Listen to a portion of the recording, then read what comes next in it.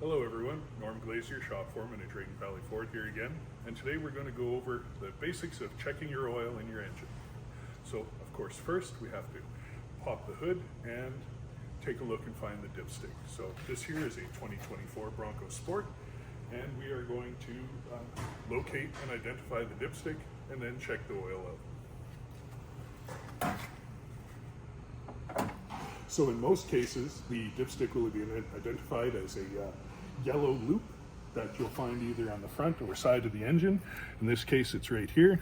Just give it a slight pull it out, and it's always best to wipe it off first, dip it to check it again to get an accurate reading.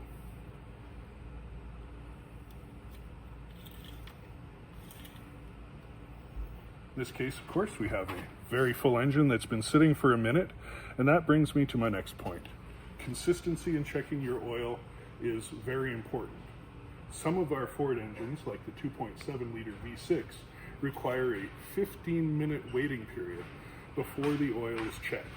I'm going to start the engine on this vehicle, run around and check the oil immediately, and show you the difference between checking right away and checking in about 20-25 minutes.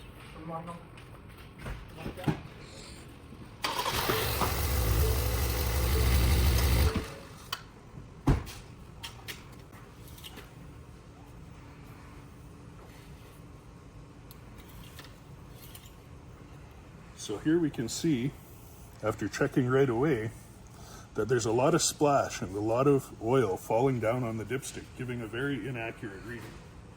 So you want to wait a consistent amount of time, between 2 and 3 minutes, to let the oil settle so you can get an accurate reading on your dipstick. All right, so that is the basics of checking your engine oil. Being consistent with how long it takes you to pull the dipstick out from the time the engine's off to getting a nice smooth reading by wiping the dipstick off and checking a second time. You'll notice that there haven't been transmission dipsticks to check in quite some time, and that's because most transmissions now are service for life and do not require you to check them.